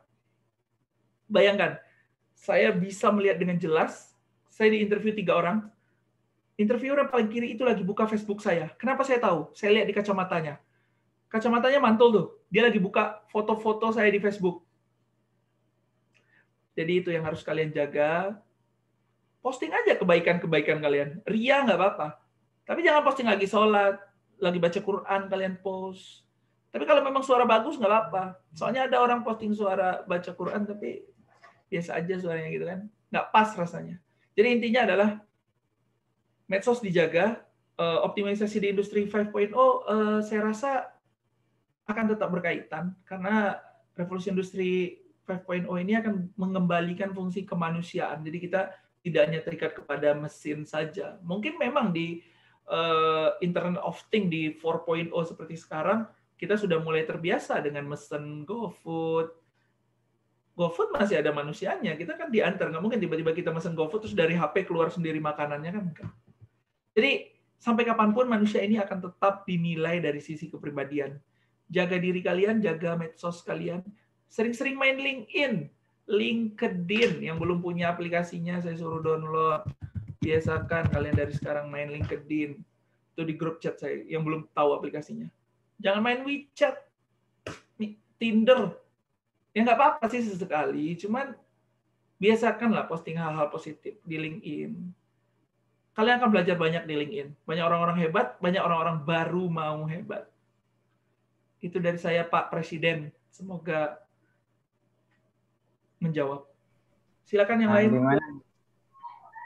Makasih Mas Arif, jawabannya bagus banget. Nanti boleh share link-nya Mas. Arif Mulizar, saya mudah dicari Mas. Arif Ya. Mulizar, kamu Google aja itu langsung keluar. Saya bukan so artis ya, cuman kalau kalian search Arif Mulizar itu ya langsung keluar tuh semua. Mulai dari FB, IG, Twitter semuanya. Oke, siap Mas. Ya Mas, menurut Mas nih ada nggak perbedaannya si introvert sama ekstrovert dalam perekrutan kerja, pertimbangan itunya?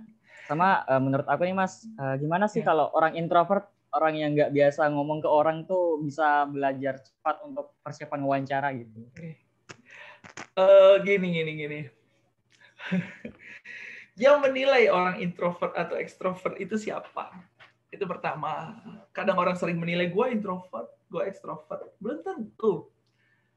Lebih baik kita menggunakan istilah pendiam sama tidak pendiam. Kalau menurut saya. Suka ngomong sama nggak ngomong. Saya dari lahir suka ngomong kayaknya. Dari kecil saya suka ngomong. Saya paling hobi ngomong. Ngomong itu passion saya. Kalau orang tanya, apa passionnya Mas? Ngomong. Nih, sebelum menjawab ya introvert, ekstrovert ya. Kalian pasti punya passion masing-masing. Tahu nggak cara mencari tahu passionnya? Kira-kira passion itu gimana sih? Passion itu adalah kalian rela lakukan itu lama, sejam, 2 jam, 3 jam, 4 jam. Kalian rela melakukan itu tanpa dibayar. Kalaupun kalian harus membayar untuk melakukan itu, kalian suka. Itu namanya passion. Passion saya main futsal. Cristiano Ronaldo pernah dibilang sama gurunya dulu kan, bermain bola tidak akan membuat kamu kaya. Oh, ternyata dia paling kaya sekarang di dunia karena suka main bola. Coba bayangin tuh kalau Ronaldo pas kata gurunya, bermain bola tidak akan membuat kamu kaya. Oh, nggak kaya Ronaldo. Nggak main bola lagi, dia berhenti. Jadi dosen matematik dia mungkin di Portugal. Kan? Bisa jadi. Nah, introvert, extrovert, itu kalian cuma tinggal menilai diri. Orang pendiam bukan berarti tidak bisa, ini nih, tidak semua perusahaan butuh orang yang banyak bacot. Tergantung pekerjaannya lah. Saya punya teman kerjanya di... Kalian tahu ini ya? Kalian pernah dengar startup? Kaskus. Nggak tahu, nggak booming lagi ya Kaskus. Kaskus itu media kayak gitu. Dia pendiam banget. Tapi dia suka nulis. Lolos. Teman saya kerja di Garuda, pendiam banget. Kerjanya apa? Engineer. Engineer kan memperbaiki mesin, bukan bacot. Saya punya teman di Pertamina, lulusan teknik elektro Undip. Orangnya pendiam banget. Nggak disapa, nggak jawab. Imam bilang walad dolin, karena dia pendiam mungkin dijawab aminnya pelan banget. Amin. Gitu. Saking dia pendiamnya mungkin. Nah, tapi dia diterima kerja di Pertamina. Karena Pertamina nggak butuh orang banyak bacot atau jago ngomong di bidang itu. Tapi dia bisa menjelaskan dia siapa, kemampuannya apa. Dia mampu menjelaskan bagaimana instrumen itu, arus lemah itu seperti apa, arus kuat gimana. Dia bisa menjelaskan itu karena dia paham. Se-introvertnya orang, kalau dia kuliah di sebuah jurusan, tolong bedakan antara introvert sama bego ya. Sorry, ini agak kasar. Kenapa? Karena orang berlindung di balik introvert karena dia bego, dia nggak ngerti kuliahnya. Terus pas ditanya dia diam, saya yang introvert orangnya. Nah, itu yang harus kita hati-hati. Jadi, Hasnan, introvert, extrovert, itu kita yang tentukan. Lu mau pendiam boleh, tapi ketika lu interview kerja, lu mau diam-diam aja. Enggak, lu jelasin apa yang lu ada di kepala ini. Jangan sampai berlindung, oh saya pendiam, Pak, saya introvert, saya orangnya tertutup, Pak, saya nggak mau menjawab pertanyaan Bapak, nggak usah kerja, kayak gitu. Gitu ya. Siap ya? Clear ya? Introvert, extrovert itu kita yang tentukan. Introvert bukan berarti lu diam terus lu nggak ngerti apa-apa. Bukan. Introvert itu pinter, bisa menjawab. Lu nggak bisa jawab dengan kata-kata, lu tuliskan. Ini Pak, saya udah pecahkan rumus ini seperti ini. Lanjut. Oke.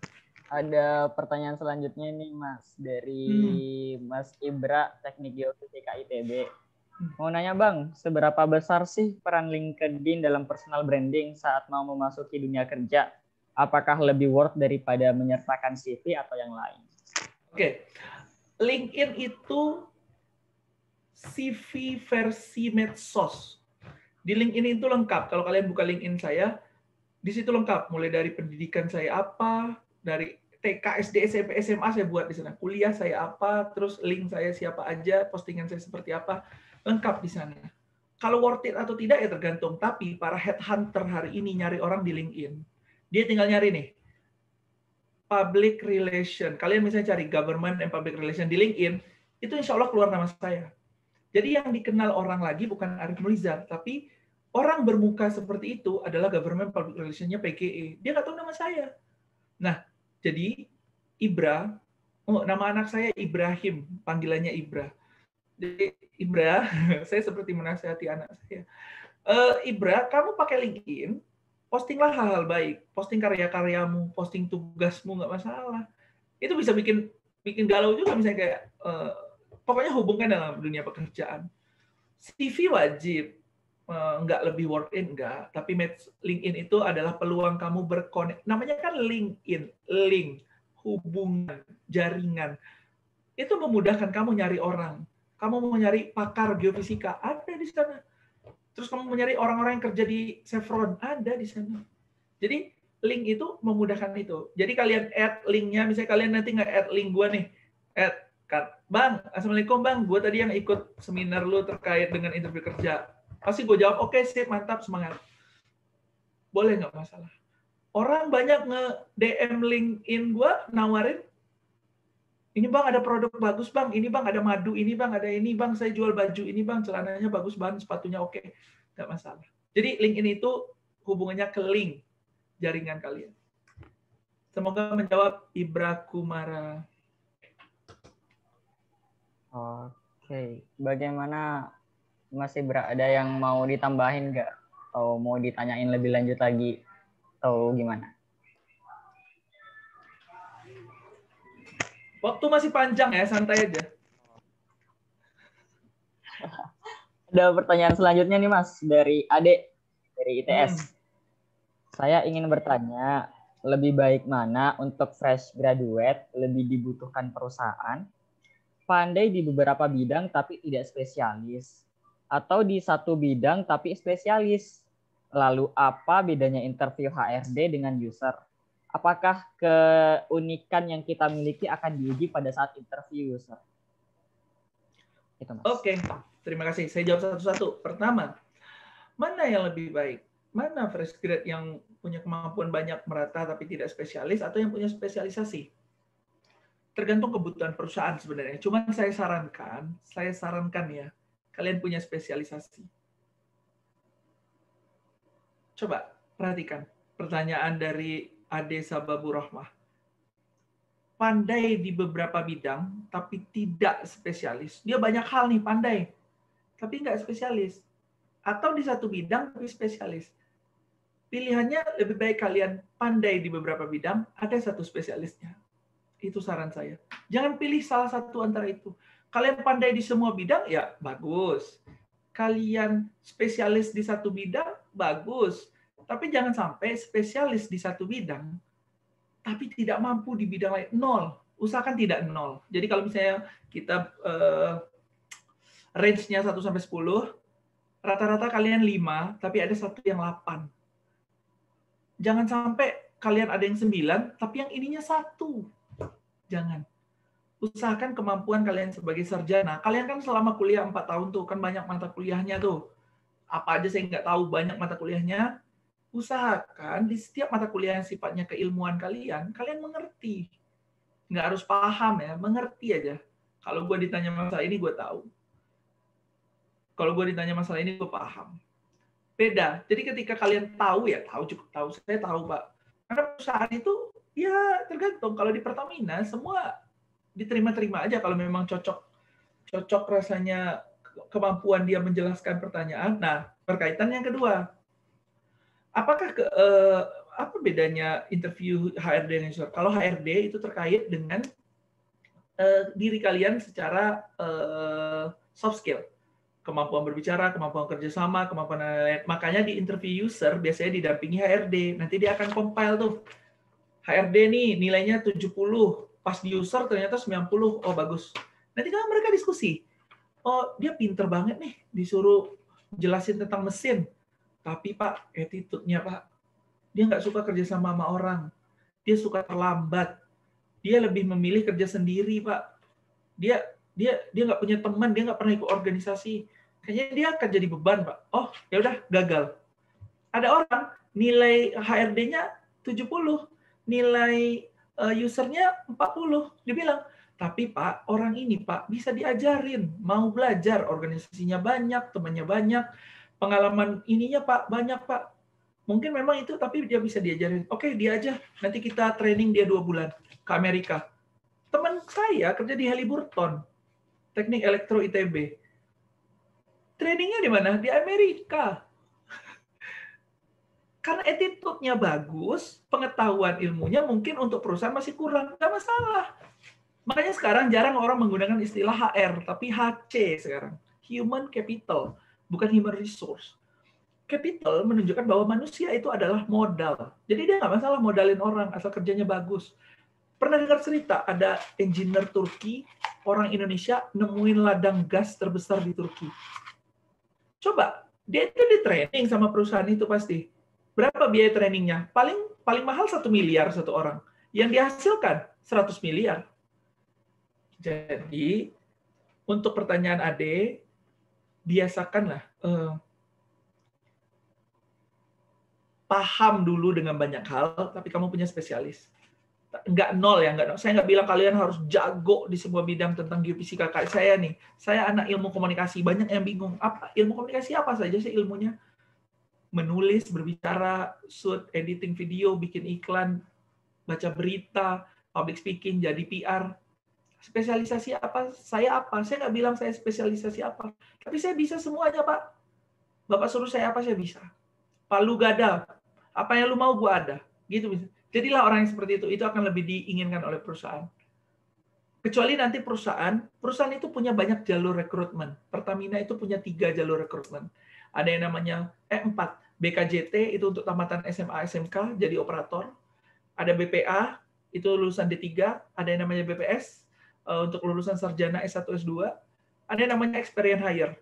Kalau dia butuh seorang spesialis, dia ambil experience hire. Dia lihat misalnya di Chevron ada orang jago banget ngebor. Dia hire, saya bayar 3 kali lipat masuk Pertamina. Kayak gitu. Itu spesialis. Kalau untuk first get, dia cari mana yang bisa dibentuk nih, yang banyak keilmuannya, tapi dia jago nih di satu hal. Walaupun nggak jago-jago amat, cuman dia punya kemampuan lebih di situ.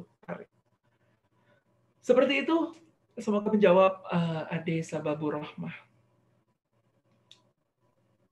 Oke, siap. Bagaimana Mbak adiknya? Ada yang mau ditanyain lebih lanjut nggak?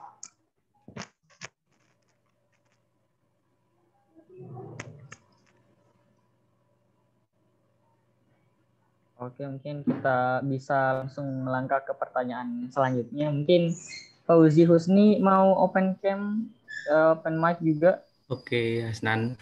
Terima kasih waktunya. Izin bertanya, Mas. Perkenalkan saya Fauzi Husni Aprila. Mau bertanya, misalnya ini lebih ke public speaking-nya ya, Mas. Misalnya kita tuh bicara tuh ya punya istilahnya punya mental lah buat maksudnya ngomong gitu ada, tapi ketika ngomong itu kadang masih suka apa namanya belibet lah kosakatanya yang mungkin ada yang kurang tepat atau seperti apa. Mungkin ada nggak saran atau masukan dari Mas Arif sendiri bagaimana sih cara apa yang ngomong yang baik gitu, maksudnya biar kita dalam pemilihan kosakata maupun dalam menyampaikan komunikasi ke orang itu tepat gitu loh. Itu saja sih. Terima kasih. Makasih Mas Fauzi. Mas Fauzi ini ngomongnya nggak belibet, tenang, lancar. Kadang akan menjadi belibet ketika tidak tahu apa atau terlalu banyak informasi yang akan disampaikan. Orang akan belibet ngomong ketika debat, 1. Ketika emosi, 2. Ketika takut, 3. Ya, ketika sedih. Pokoknya segala hal yang melibatkan emosi dalam kepala itu akan buat orang ngomong belibet. Ruwet, kan? Nah, orang akan belibet ngomong kayak gitu karena ada emosi di dalamnya. Kalau mau belajar, saya nggak kasih trik apapun. Kenapa? Karena beda-beda cara belajar kita, Mas. Kita dididik oleh orang tua berbeda, guru SD, SMP, SMA, kuliah kita berbeda, mungkin beda-beda. Tapi saran saya, perhatikan Rocky Gerung kalau ngomong. Kenapa dia sangat tenang? Kenapa dia selalu tersenyum kalau ngomong? Karena dia paham apa yang dia omongin. Dia akan tenang. Dia tahu bahwa kesempatan dia bicara itu akan ada. Jadi tenang aja, Mas. Mas Fauzi mau jelasin apa? Kalau kebawa emosi, orang mendebat, Fauzi nggak ngerti apa-apa dia itu tentang geofisika. Emosi, apa? Kamu nggak tahu geofisika itu? Belibet, karena emosi. Tenang dulu aja. Oke, thank you ya. Jadi gini, gua jelasin, Bos. Geofisika itu, geo artinya bumi. Fisika, kamu jelasin. Dan kamu bilang saya nggak ngerti geofisika. Jadi, kamu nggak akan belibet kalau kamu tenang. Tenang. Otak tenang. Jadi komunikasi itu ada 6. Intrapersonal, interpersonal, kelompok, organisasi, lintas budaya, media. Yang harus kamu kuasai 2 jenis komunikasi sebenarnya. Intrapersonal, interpersonal. Komunikasi dalam kepala. Contoh, saya tanya misalnya, Mas Fauzi, suka makan bakso apa sate, Mas Fauzi? Kalau saya lebih suka bakso sih, Mas. Oke, terima kasih. Mas Fauzi butuh beberapa detik menjawab. Kalau saya lebih suka bakso. Itu sebenarnya dalam kepalanya dia masih mikir tuh, sate bakso ya. Dia mengingat kembali bakso itu gimana, sate itu gimana bentuknya. Dan dia ingat, kayaknya gue lebih suka bakso, dia ada kuahnya, ada. Itu yang disebut komunikasi intrapersonal. Kita ngomong dengan diri kita sendiri. Bro, lu enakan bakso apa sate nih? Otak itu ngomong tuh, bakso ya lah. Membongkar memori lama tentang bentuk bakso, membongkar yang lain. Akhirnya keluarlah bakso. Itu namanya komunikasi interpersonal. Komunikasi interpersonal adalah komunikasi dengan orang lain. Dengan 2 orang atau 3 orang dengan lebih. Jadi itu disebut komunikasi interpersonal. 2 komunikasi ini cukup sebagai bekal Mas untuk nggak belajar ngomong, nggak ribet, nggak belibet. Sama. Jadi kalau lagi kesel sama orang, itu tenang dulu. Kecuali udah biasa. Kecuali udah biasa debat, udah biasa ngomong. Tapi kalau belum, ya latihan aja.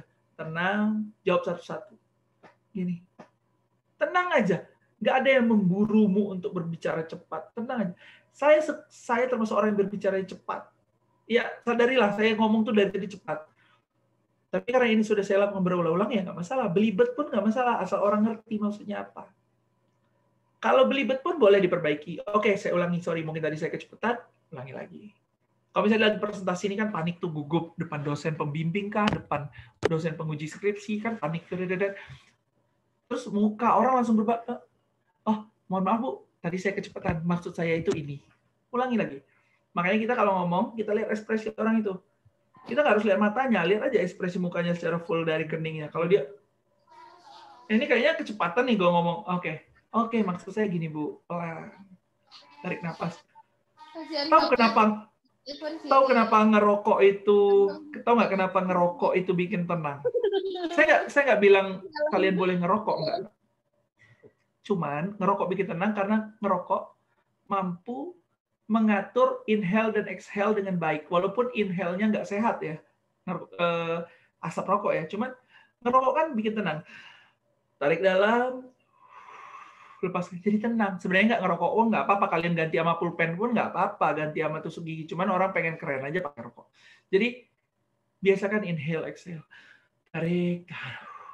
Jadi gini bos, kalau mau debat nih sama orang, kalian diskusi, skripsi, apapun dengan pembimbing, dengan penguji, tarik nafas, jelaskan. Kayak saya nih, ketika saya ditanya itu saya tarik nafas dulu. Saya pikirin jawabannya, baru saya jawab. Nanti waktu yang akan menjawab kelancaran demi kelancaran kemampuan. Tapi ingat, satu hal saya selalu garis bawahin ini. Tidak semua orang harus lancar ngomong, tidak semua orang harus jago public speaking, tidak semua orang harus memiliki kemampuan berbicara seperti yang biar cepat seperti saya gitu. Nggak semua orang gitu. Saya nggak mau semua orang yang pernah jadi mahasiswa saya pasti tahu bahwa saya pernah bilang, saya nggak pengen kalian harus seperti saya, enggak. Cuman minimal kalian tahu cara menjawab, tahu cara berbicara.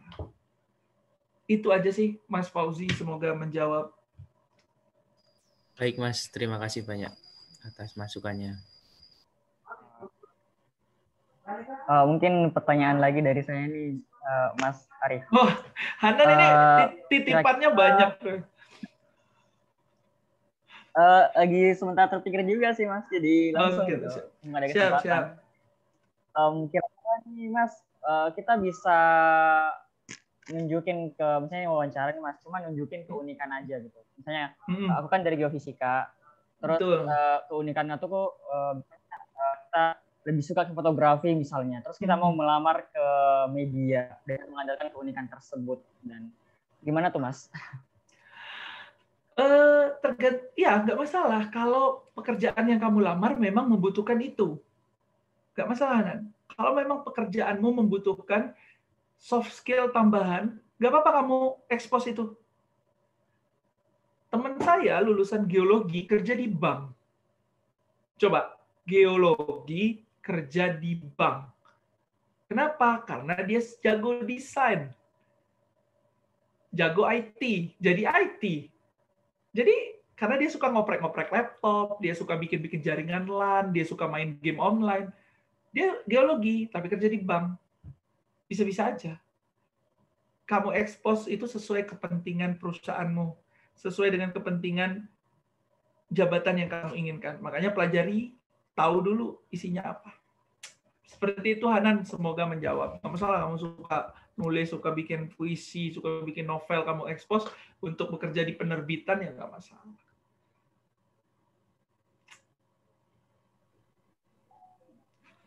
Oke, Mas Arif.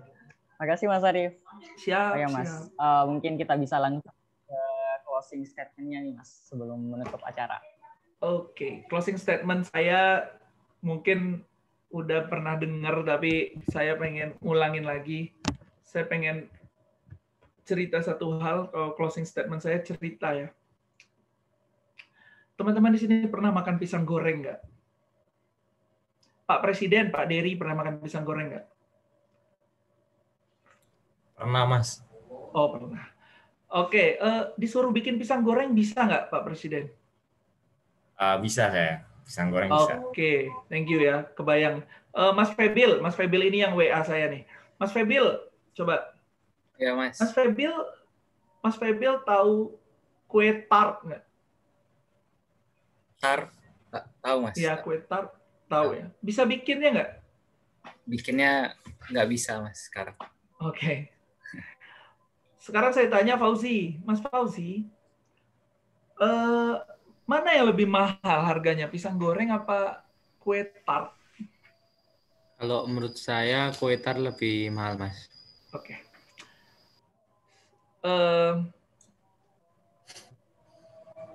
Pelajaran dari cerita itu sederhana sebenarnya.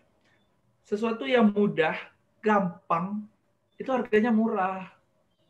Walaupun ada pisang goreng sekarang yang mahal ya, pakai keju lah, pakai apa. Sang pisang, apa sejenisnya. Tapi umumnya sesuatu yang sifatnya murah, mudah, gampang, itu murah, hasilnya tuh nanti biasa aja.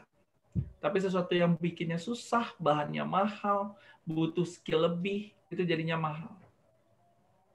Kalian kalau sekarang tugasnya aja ngeluh, dikasih tugas dikit, aduh kuliah berat banget kayaknya kuliah ini. Kok kuliah seberat ini sih? Lulus, nanti lihat aja jadi apa itu yang kayak gitu. Tapi kalau sekarang, wah tugas berat, kerjain, sampai begadang, sampai jam 2, jam 3 bikin laporan praktikum. Gak masalah, itu yang namanya kuliah. Kalian, mungkin pas SNMPTN atau ujian tulis sampai duduk kuliah sekarang, mungkin hanya mengalahkan 1:30 orang untuk bisa duduk di kampus itu. Nanti kalau di dunia kerja, saya ini contoh ya, saya bukan apa ini biar kalian termotivasi. Dari 44.000 orang yang keterima angkatan saya 50 orang. 44.000 keterima 50 orang. Saya duduk di atas ratusan air mata orang yang gagal. Kalau kalian masih mau menganggap sesuatu yang mahal itu akan didapatkan dengan hasil yang hahu-hahu, hahaha, sampai jumpa bos, beda jalur kita gitu. Sesuatu yang susah, berat, itulah yang nanti akan menghasilkan hal yang bagus, hal yang mahal. Gaji puluhan juta itu didapatkan dengan berkuliah dengan susah payah. Kecuali punya orang dalam. Sama dengan masuk surga. Kalau di buminya masih enjoy-enjoy, santai-santai, jangan harap masuk surga. Nggak ada orang dalam di surga. Jadi, closing statement saya cerita singkat itu saja. Semoga bisa diambil hikmahnya. Semoga kita bisa belajar bareng hari ini. Semoga ada manfaatnya. Kalau saya bisa mohon ke panitia, nanti recordingnya kasih saya. Dan kalau bisa bikin survei tentang penilaian kalian ke saya. Terserah mau nilai saya jelek, nilai saya sombong, arogan, banyak omong, nggak masalah. Saya butuh feedback untuk saya. Setiap saya ngisi webinar, saya minta feedback itu ke panitia. Itu saja dari saya. Saya mohon maaf apabila ada salah kata. Pada Allah saya mohon ampun. Assalamualaikum warahmatullahi wabarakatuh. Waalaikumsalam. Waalaikumsalam warahmatullahi wabarakatuh. Ya, itulah tadi menutup sesi tanya jawab kita. Selanjutnya kita melangkah ke sesi dokumentasi. Jadi diharapkan teman-teman untuk open kamera. Oke, teman-teman. Silakan open kamera ya, kita mau dokumentasi dulu. Oke, siap. Pada operator nih saya serahkan untuk screenshot. Teman-teman pencam ya. Oke. Fareza Aditya, Farah Salsabila, Galia Bisatya, Mbak Dea, Ahmad Maulana, Rahel. Ayo open cam dulu bentar. Oke. Si Keleri Suci Hati, ayo open cam. Adik Sababur Rohma yang tadi bertanya juga, open cam juga.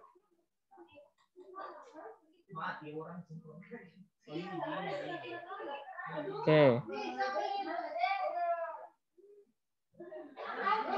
Yang operator udah bisa mulai screenshot ya.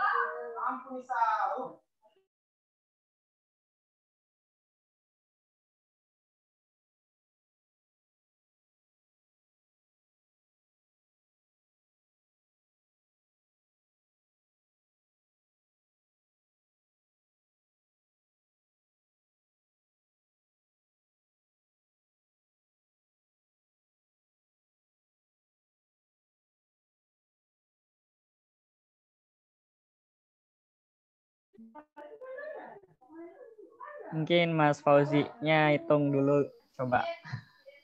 Ini tadi sudah aku screenshot juga, Senang. Tapi aku hitung lagi nggak apa. 1, 2, 3. Oke. Sebentar lagi yang slide 2. 1, 2, 3. Oke, sudah, Senang.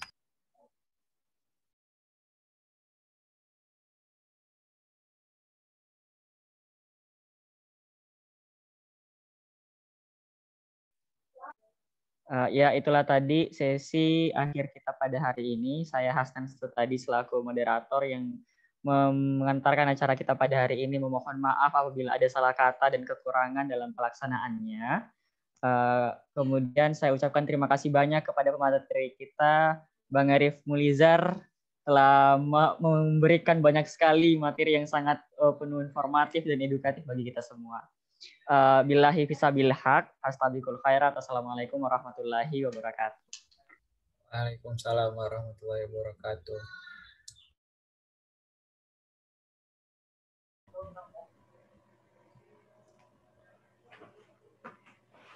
Paling itu tadi ya panitia permintaan saya, recording sama survei kalau bisa. Baik Mas, siap, nanti dipersiapkan. Oke, pamit ya. Assalamualaikum. Oke, makasih ya Mas ya, sekali lagi. Terima